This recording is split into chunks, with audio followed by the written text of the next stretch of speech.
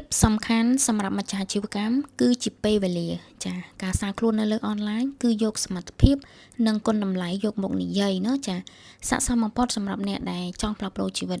ពេលខ្លះគាត់និយាយថាខ្ញុំអត់ទាន់មានដើមទុនខ្ញុំមិនស្អាតខ្ញុំមិនជឿជាក់លើខ្លួនឯងការសាងខ្លួនទាំងដែលយើងមិនទាន់មានអ្វីគ្រប់គ្រាន់វាជាការបញ្ជាក់ពីសមត្ថភាពយ៉ាងពិតប្រាកដរបស់អ្នកតែម្ដងចំណុចចាប់ផ្ដើមក្នុងការសាងខ្លួននៅលើអនឡាញគឺចាប់ផ្ដើមស្រឡាញ់ខ្លួនឯងហើយចេះអាប់ដេតទាំងរូបរាងនិងចំណេះជំនាញដែលអាចជួយបង្កើនការលក់ដល់គ្រប់ម្ចាស់អាជីវកម្មទាំងអស់ម្នាក់គឺមានគុណតម្លៃនិងជំនាញរៀងខ្លួន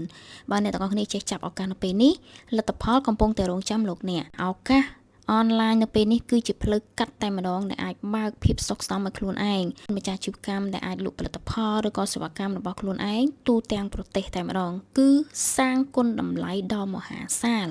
ចំណូលក៏គ្មានដែនកំណត់ដូចគ្នា Personal Branding គឺចាំបាច់បំផុតសម្រាប់គ្រប់ម្ចាស់អាជីវកម្មការសាងខ្លួនគឺមិនមែនចេញមកដើម្បីប្រៀបធៀបជីវិតជាមួយអ្នកណាទេតែវាជាការព្រមអភិវឌ្ឍខ្លួនឯងជាបន្តបន្ទាប់តែម្ដងអ្នកទាំងអស់គ្នាត្រូវចាំថាពូកែហើយឆ្លាតតែមិនធ្វើស្មើនឹងបរាជ័យមិនឆ្លាតតែធ្វើជាប្រចាំស្មើនឹងជោគជ័យសម្រាប់បងប្អូនដែលជាម្ចាស់អាជីវកម្មចង់អភិវឌ្ឍខ្លួនឯងឲ្យកាន់តែលឿនជាងមុនចាមិនដឹងថាត្រូវចាប់ផ្ដើមពីណាមកណាបងប្អូនអាចតាក់ទងឆាតចូលពេកខុសបញ្ញាបានខុសបញ្ញានឹងមានបង្រៀនចាប់ដៃបង្វឹកធ្វើផ្ទាល់តែម្ដង